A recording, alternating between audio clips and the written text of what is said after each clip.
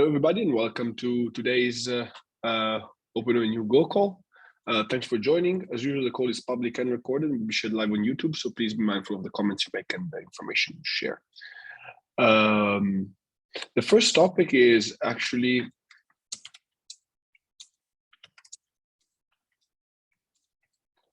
sorry,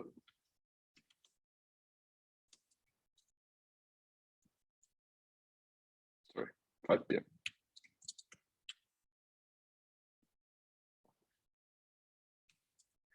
So I was discussing with Mahir and Amit, which will be the co-leads for the Volta TST after June 30th, when my commitment and mostly of the team commitment from ONF finishes.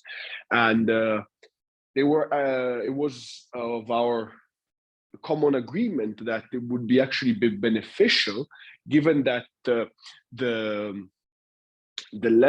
integration of the adapter is being really great, and that the adapter is really now becoming it has become the de facto key core component, that, and there are no like major tasks to be added to it. We were thinking of merging the adapter call with the TST and having ad hoc calls if the need arises on a case-to-case basis. And that is so that we can bring all the community together in the TST call, and then from there spawn specific calls if needed, and it might not be all the time. Mahir, do you want to add anything to this? No, thank you. I mean, you explained everything already. Okay, sounds good. I would like to know if there is any objection to this, if you guys feel that it would be more beneficial to keep the call. Let me open up the floor to discussions before I proceed further in this topic.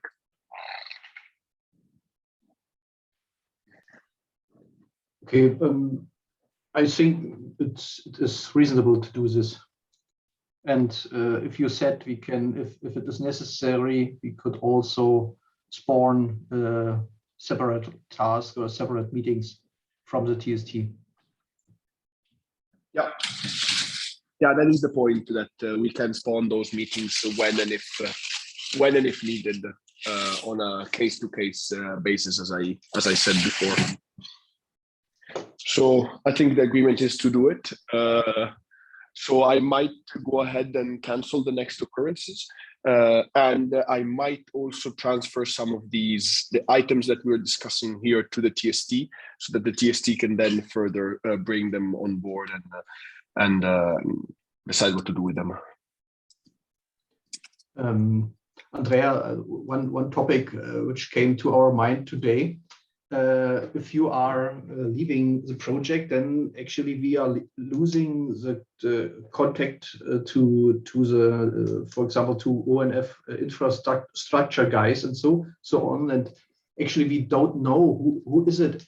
For example, such issues we had this morning where a package version has to be increased or something like this. To whom should we contact? Whom should we contact if you are not available anymore? Good point. So there's two sides to this. One is the infrastructure, meaning the pods, and that is mostly going Radisys, and ONF is actually going to hire somebody that takes care of the testing, the pods, and the CI/CD pipeline. So that's happening. We're looking for that person. If you have a good suggestion, throw it out. Send the name to me. Andrea, one question. You said he's doing testing. Is he writing test cases, or is he maintaining test cases? Maintaining the testing infrastructure and the CI/CD process.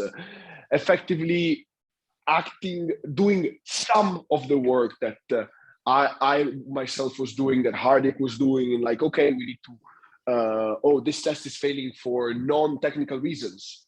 Let me go check why, the VPN things, and all of those elements. This person is going to handle. I'm looking with Timon for that person. On the infrastructure front, everybody has to deal with their own issues, in the sense that that is what happened this morning. And you brought up a perfect example, Holger. That was a failure in the Docker file. That is something that each developer has then to go and fix. And you can ask Amit, you can ask Mahir, you can ask people with more experience in the project, but it's up to the community to fix it. That is my answer. No, it's not going to be us anymore. And I mean, like, for example, just to give you an example, like today I pushed the patch, but the suggestion on how to fix it actually came from Elia, because he did already fix it in BBF adapter. So he could have pushed the patches for all of it. It's just not going to be one person that does it. That was me. It would be and actually you did it for the adapter. So the same thing.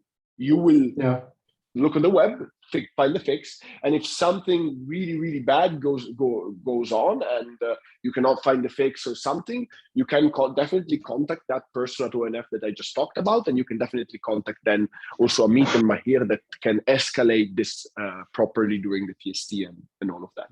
Does that make sense? But does that mean that people has to be encouraged to broadcast such findings? For example, Elia has found, no? I don't. Indeed. So yes, if he would have broadcasted it, then we would have not had this problem. So Mahir, that is a great thing to say in the TST. Whatever next TST, we should say, if you have anything that you find out and that doesn't work on the rest of the system, hey, let everybody know. Drop a mail to the mailing list, and make everybody aware. By the way, do people find Slack a good medium? I mean, there are others. I mean, I have seen the P4 language community using Discord, things like that. I mean, is Slack a good place to ask questions, get answers, maintain an archive of all the history of communication? I mean, is Slack a good place, or do you think, something else is useful? I mean, this came up in, one of the previous meetings, internal meetings. I'm just trying to find out. I mean, after ONF and after the ONF engineers, give up the responsibility, I mean, we still need to have an active community. People need to ask questions, get answers. So I'm just thinking about that.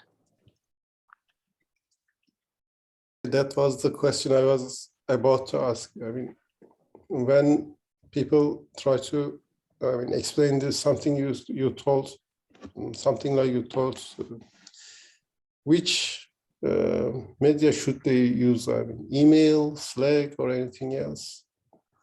I think Slack is a good channel to talk on.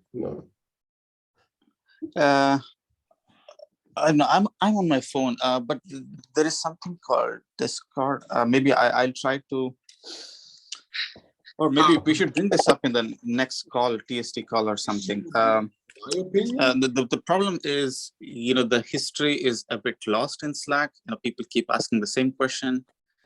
It's difficult to find, what was asked.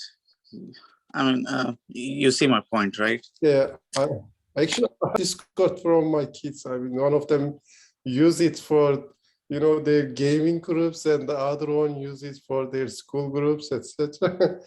But I don't know if it requires any licensing. I mean, purchase no, or totally free, or no, it's free. You just, it's all open source. You set it up on some server. So may I jump in a second? My thinking is that Slack works fairly well. We have already a community there, and in a time of transition, which we are doing right now, I would advise not to change it.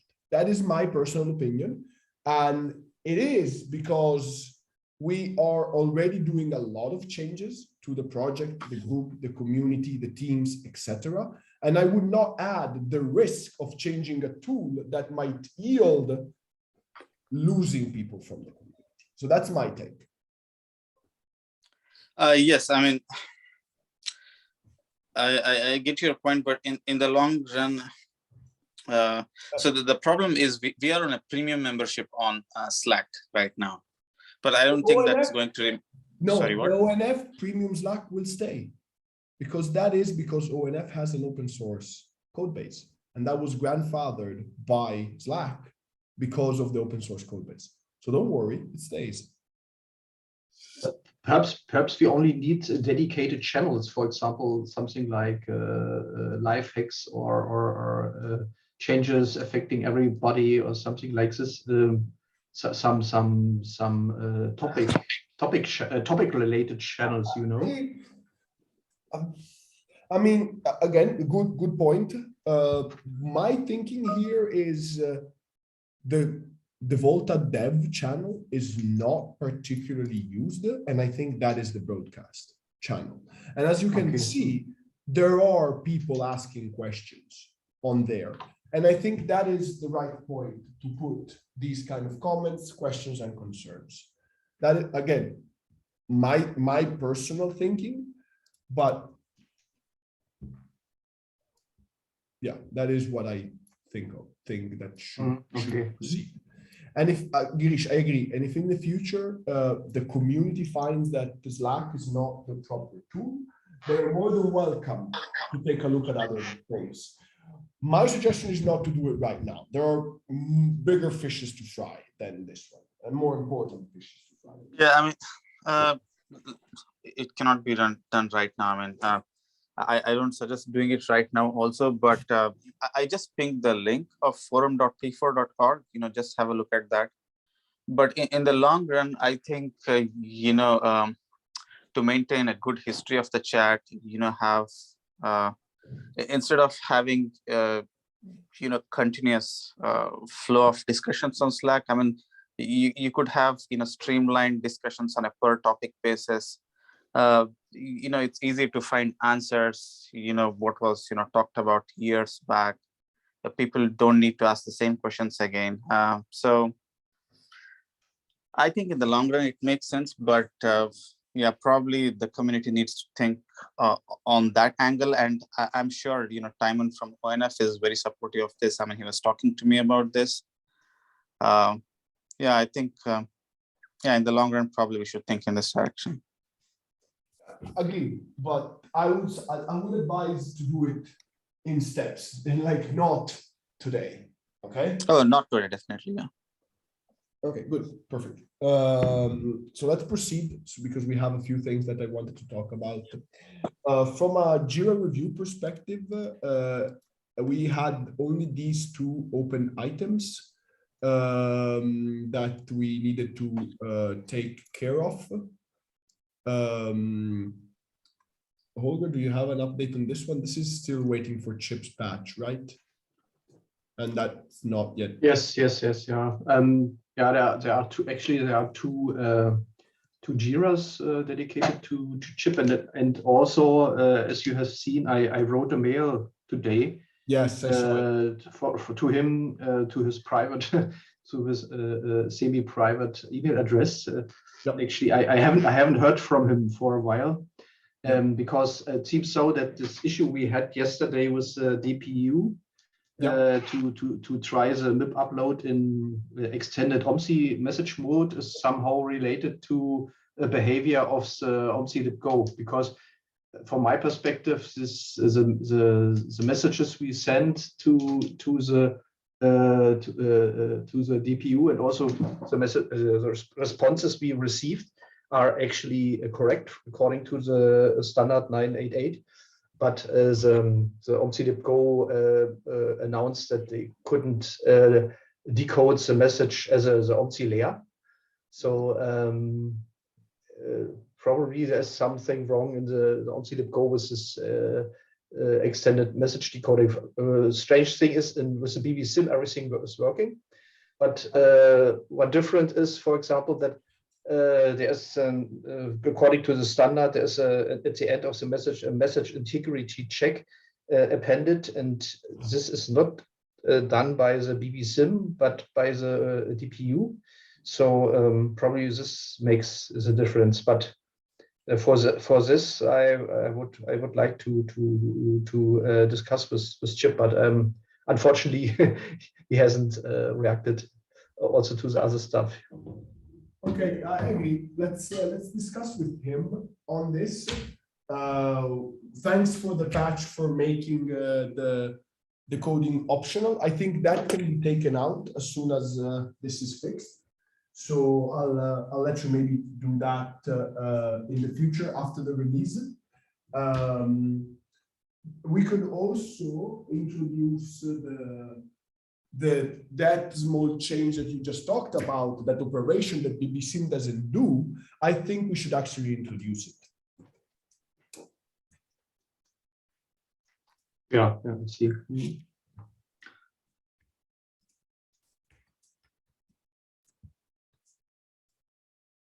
Okay, thanks. Okay, on the memory leak test, Torsten, any update on this? You had a brief discussion with Hardicon. We had a brief discussion with Hardicon them, and you've been working on it. So can you give us a brief update? Yes, I'm working on the OpenOLT memory leak test, but there come some requests by Holger, so I put it in the background, but I have prepared something locally and it looks good, and as soon as I can work on this, I will go on there. But it's not the skill test. Memory leak. The skill test was Theo. Oh yeah, that we didn't do. That I already know that it was not implemented. It is what it is on that front. We cannot really do anything. We will probably not have time to work on it as ONF. So that's as best as I can do. So I'll probably transfer it in a Jira, and that's gonna be it. Then I'll leave it up to the future community to work on it. Okay. Okay, the extended message format. We touched upon briefly before. We merged all of the patches. An issue showed up, and that was what Holger was describing before. And with that issue, we couldn't really proceed with the Abtran DPU in Berlin. So he thankfully made a patch in the OpenONU adapter that defaults the extended message support to false. And with that, we should be able to proceed with the FTTB testing. And for the release, we're going to go with this approach. So we're gonna not have it enabled by default. If you want it enabled, you can enable it via Helm chart, and that is at the deployment of the ONU adapter. And then the full-fledged solution is there and it works if your ONU works with it. So, Holger, you want to update that? Anything on that? Yeah, actually, at the moment, as I said, probably the ball lies in our field regarding the OpenCLib Go, probably. So it could be that also an ONU, which is supported in the extended format, could not be supported because of this issue. So I don't know how you want to formulate, to phrase this. This is experimental. You want to avoid, right? This. I mean, we could say that it is a feature that was introduced and it is flagged and it's disabled by default and has been tested to the best of our capabilities. And if you want to try it yourself with other ONUs, just go ahead. I mean, that's actually what is, as we already discussed, what is outstanding is test with a real hardware in all these options and so on. So actually, this is only fully tested with BBSim, and yeah, what I have on my plate is that to test it with real ONU, which supports extended message service. So for example, for the web upload, we could use the DPU, you know, if once we have a correction, but for the software upload, we actually have to have a look. I have seen you have tested with the 504 DPU. Is it correct? Okay. Yes, that is the model as far as I know. Yeah, okay. Then I have I don't know. Yeah, yes, I think we have two types of 504. The one which receives its software from the OMSI via the OMSI channel, and the one which is upgraded via netconf. So we have to figure out. We have to figure out which type it is here. Yeah, no, that is clear. The software upgrade is via netconf and SFTP. So over management. So it's not software upgrade via OMCI. That is not the option here. Yeah, so that means that software upgrade, extended software upgrade could not be tested with this DPU. That's correct. Yeah. So we need another ONU which supports this. I have to figure out which ONU is supporting it, and then I will test it. But in the time frame of 2.10 release is a little bit short in time, right? I can say that has been thoroughly tested with BBSIM, and we encourage the community to test it with their ONUs and report back any findings. Yeah, as the same comment I introduced in the patch submission. Yeah, exactly. Mm-hmm. Yeah. Is the ZERCOM ONU, which is used in Deutsche Telekom setup, perhaps OMCI software upgradable? Do we have ZERCOM ONU? They are software upgradable, but not via extended messages, I think. That is my understanding. My strategy would be, Niels, to go through the Atran portfolio and find an ONU which is supporting software upgrade via extended message service. So no, that is good. But I just wanted to check whether something we have already in the test lab is having it, supporting it. Okay. Mm-hmm. I can check different flavors of 6.11, but haven't done yet. Mm-hmm. Okay, then this is a good approach. We disable it by default, this feature, and test it later. And if it works, then release it again. Yeah, that works for me. That works for me. Okay, good. And an update on the DPU testing we've been doing. The DPU seems to accept all the flows that it's sent to it according to the workflow. So that is good. We're seeing an issue, and we'll probably have to release with this known issue. The OpenOLT agent ACL table has an issue with the flows we install to it. I've been working with Girish and Amit on that. And for that, we will need Broadcom help, and we need to raise a ticket in Broadcom, and it's a long process. So we're not going to be doable in 8 days, and we're just going to have to release with this known issue. Whenever it gets fixed, it's going to get pushed, and the OpenOLT agent is going to be capable of dealing with the DPU as well. Girish, do you want to add anything to it?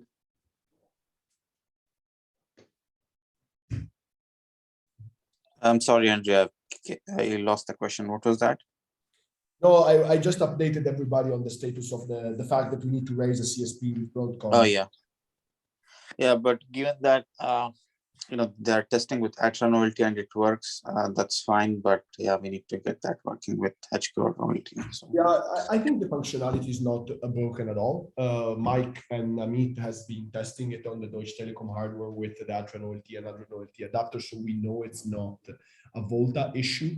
It's not an OLT adapter issue as well, because it forwards the proper rules down, the same rules as the Atran OLT adapter, and BBSIM accepts these rules as per OMCI standard and all of that. So we're good. It's just that the dev management daemon with BAL integration does not. So we're going to release with that known issue, and somebody has to go through the steps of going to Broadcom for this. Yeah.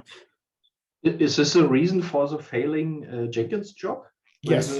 Yeah. Okay. Yes. That's it. That is the reason.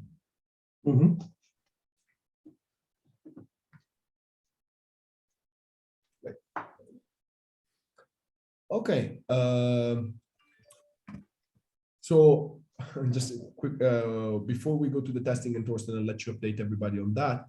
Mahir, this is the work that we've been talking about in relation to moving all the controller-related calls to REST so that it can be easier to introduce a new controller in the testing. This is the work that's been done by Torsten, and that is the patch that you see over there. So if you're interested, go and take a look at that one. Okay, yeah, great. Thank you. And if you want, Torsten can give you some hints on that work and can update anybody who is interested as well. Yes, please. And which test does this include? I mean, I think we have different kinds of tests, like some tests running during commit, some tests, during So good point.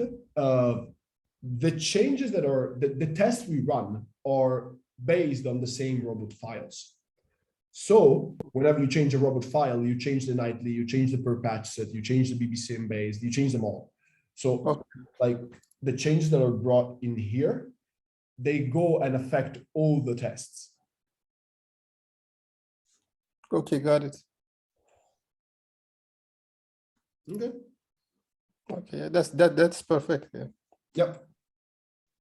Torsten, I think you also have a document, something. I remember this was there. No, sorry, I didn't have a document till now. It was my plan, but there came a lot of work with other issues, and so I put it in the background at the moment, and hopefully in 2.11 I will find more time to go on with this issue. I think we should make some tests with including the Volta Go controller. Yes, and there are debates around exactly how we deal with the controller, so it's not yet determined exactly. So again, that is right, like a perfectly good reason to merge this call with the TST, because the two things are gonna collide. They're gonna put together better.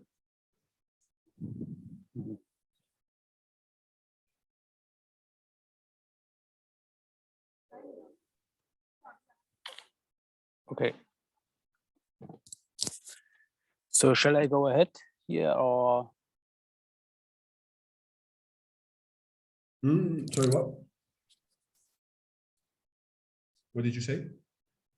Shall I go ahead with the other topics? Yeah, please do. Please do. Yes, yes, absolutely. Okay. Yes, the first issue I already solved. I think so. Multiple add, yes. All the things are solved until the cursor. So we can delete it here. The first bullet, this bullet here. Yes. I think it's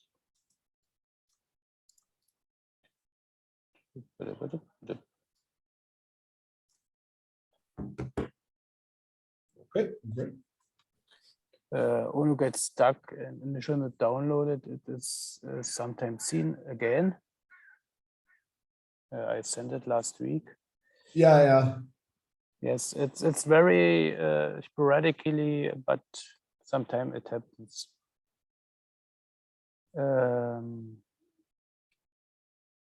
Yes, we have some issues in the environment, but hopefully they will disappear with the new controller. That was your. So this one on the MIB downloaded, that is on the reboot, right? When you reboot. I'm not sure if it was on the ONU reboot. I have to check it again when it was. But it's very seldom now. The other case with the initial MIB downloaded is an ONU's issue. As you remember, this appears every day. But Yes. this was The reboot one is consistent. I know because I very well know the bug, and the discussion was that we move the event to a port removed event. I've not done the changes. I will do it. Yeah. And this was here another issue. Very, very seldom. Last week I saw it, well, after the last OpenONU call, I saw it and sent it to Girish, but I think the last. Did you see it, Girish? No, I have not investigated anything. And I think it's not reproducible, so it's very difficult to catch it. Is this something we can live with? Like, how often does it happen? Oh, difficult to say how often. Very, very seldom. So I think we can live with it for the moment being. Okay.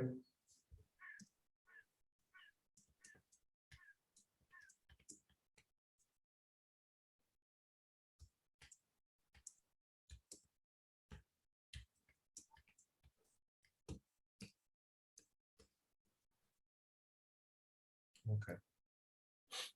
The BB-Sim restart, I don't think Theo has that. The problem is that it happens every like 30 runs, and it's something very hard to reproduce as well. And per my understanding, he didn't work on it and is not going to work on it. Grisham, am I wrong? Like in the usual meetings we have, this was what he told us.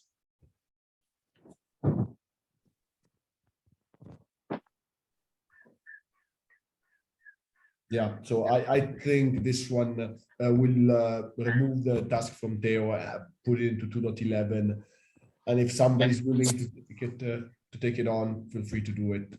To me, is a fairly low priority.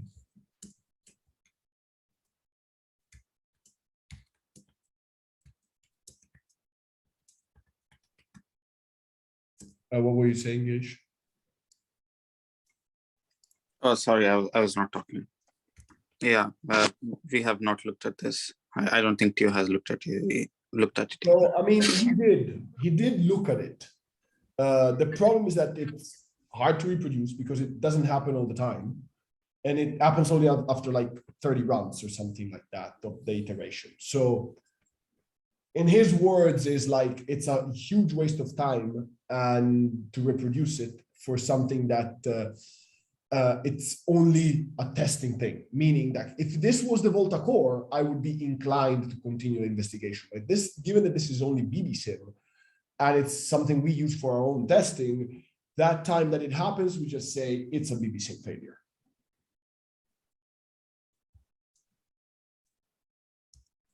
Mm-hmm.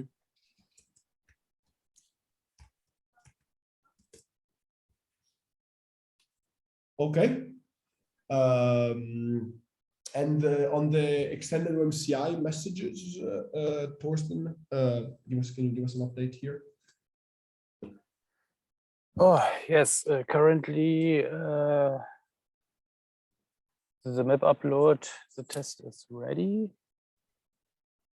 And it works so far with BB-Sim, and software upload will be the next step I will do after some preparation for locally testing for Holger. Okay. But it goes on a good way. Okay, so we're using extended messages for MIB upload and software upgrades now. Actually, it is implemented and tested with BBSim, but as said before, there are some issues with the real hardware, which is supporting this extended message service. So the tests which Thorsten wants to prepare are based on BBSim, and BBSim is working. Okay. And we have introduced a Helm-Charts flag where you can switch BBSim to either based on the baseline message set or to simulate an ONU which supports the extended message set. Okay, but what about the ONU adapter side? I mean, how does adapter decide to use extended message or the one? That it comes with an OMCI attribute in the ONU GME, which is called OMCC version, and this version decodes or encodes the standard version, which will be supported by the ONU. That means there are values which tells you it is only supporting old OMCI standard with only baseline message set. And also there are values which are telling you that both baseline and extended message set are supported. And based on this information, the ONU adapter can send either requests with the baseline message set or with the extended flag. And the ONU has to respond accordingly. Okay, then if the ONU is supporting the extended messaging, then the ONU adapter check its configuration flag to send the extended message or the baseline. Yeah, exactly, but not for all areas currently set. Software upload and web upload are delivered. Okay, got it. Thank you. Do we have any, say, numbers for performance improvements in software uploads, especially? No, it should be huge, because the change we will change from 30 bytes of payload per OMSI message to 2 kilobytes of nearly 2 kilobytes of data. So for example, I have the figures for there are some figures for the MIP upload. For the MIP upload of the BBSim ONU, we have to send 291 OMSI messages back and forth. And this will be melted down in the extended mode to 4 messages. So 50 messages less, 50 times messages less.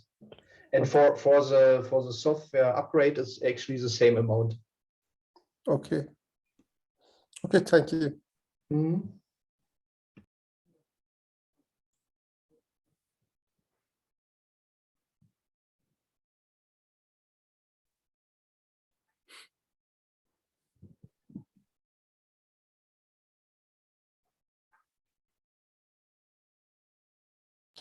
And another question about this, sorry, which devices do you have, to test with?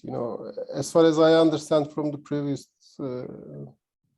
item, you're testing on Atran ONUs, and also you have SARCOM ONUs, or? Actually, as said, the fully test is only done because it features relatively new. It's only done yet with BBSim, and yesterday we had the first encounter with a real DPU, with a real ONU, which supports this extended MIP upload. As said, it was a DPU from Atran, and we had these problems with OMSI Go I addressed before, where I contacted chip. So actually, there seems to be some steps to go for the real hardware test, and that's why we introduced this flag to disable extended message service for the time being. Okay. Okay.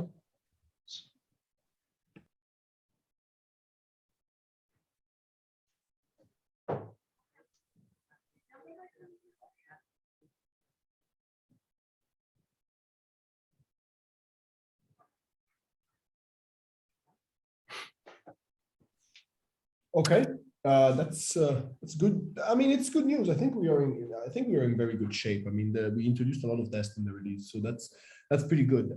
Just one thing, Torsten, when you update the jobs to run these tests, don't forget to turn on the new Helm flag that Holger is putting in. Otherwise, you're not actually going to test these. Yes, sure. I do my tests first locally before I set up them. I know you do. I know you do your due diligence, and I very much appreciate all of it. It's just, you know, I just had the thought, and I said might as well put it down. But I have an issue or a hint again. Andrea, please remember my permissions for the Jenkins job. I don't have any permissions. Yes. So a good point.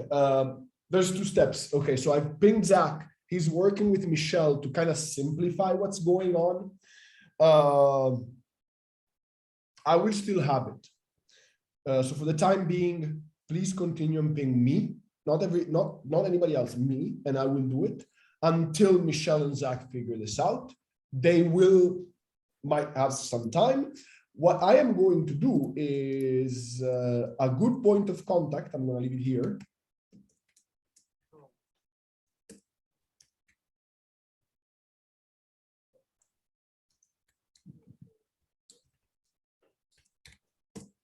So she is going to deal with like the meetings and all of that. But if you don't know who to ping at ONF, try her. Mm-hmm. Okay. And what role plays Zach? What is he? Can we also ping him directly or not? You're more than welcome to try, Holger. Okay. You are failing also, yeah.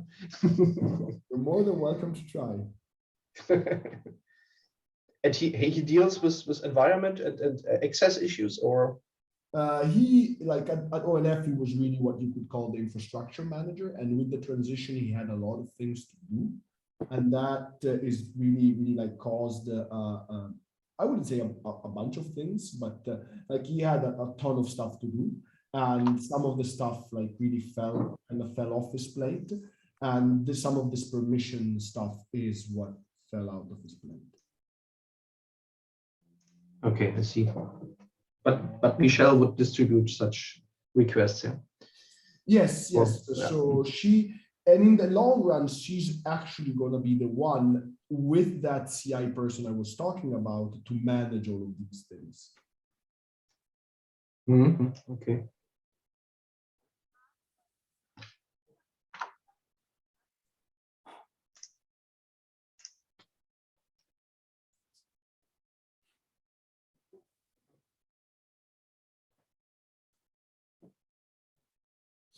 Okay.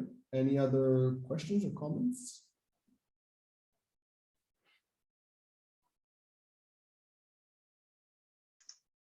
Nope.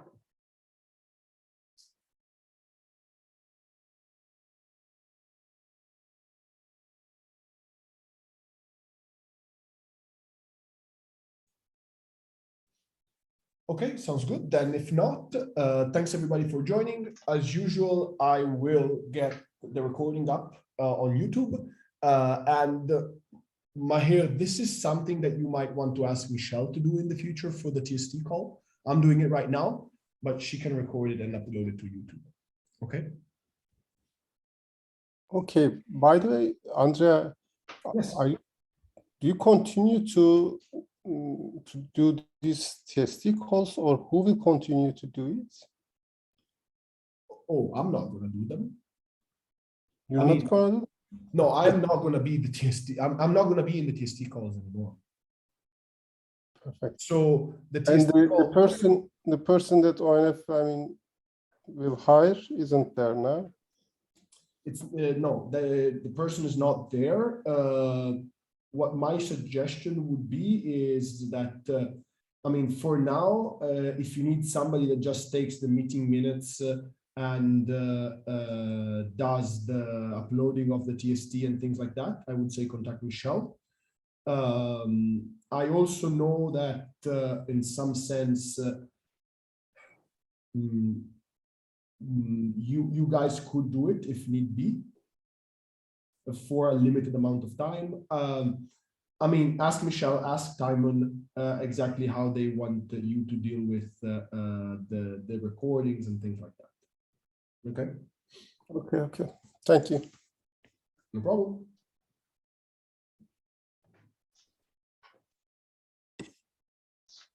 It's a little bit sad that this is the last meeting, really, which is a dedicated ONU OMCI Go adapter call. So, Yeah, Andrea, thank you very much. So, this was a good meeting because it was very productive, because I think it was very, on the point technically. Yeah. And mixing it with the TSD has other challenges also due to time and, different topics, which are, from broader roadmap topics to very detailed technical problems. So, Yeah, but it was a good time. Yeah, no, it was. I mean, let me first maybe assess the second thing you mentioned. I think it was really a good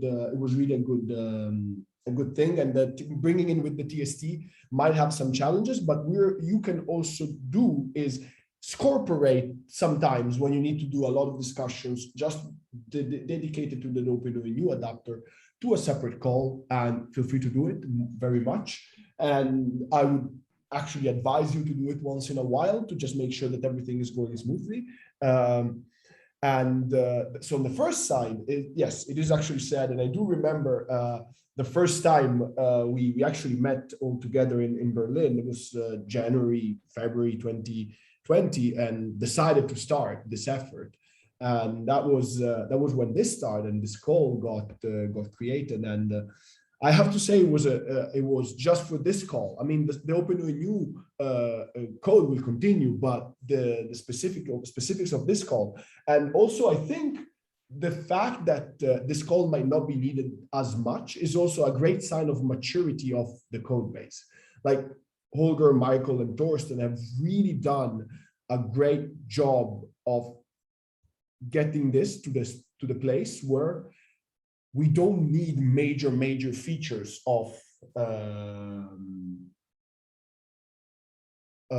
the adapter anymore. It's just going to be iterative changes to support more and more, but with the great foundation that is in place. So for me, it was really a pleasure to work with everybody in this group. I mean, it was really a pleasure. And I'm going to say it again at the TST, and I'm going to say it in the Volta webinar, but it was a great pleasure to work with everybody here. And I think we achieved a great result. That's my take, at least. Second that. And we have appreciated your diligent work and also this the short response time, even if we know that you have a lot on your plate, but actually you tried to answer us as soon as possible and to solve our problems, and it was a tremendous help, I would say. Thanks, Olga. That's appreciated. Yeah, I did my best, as with everything. I always try my best. We will miss you.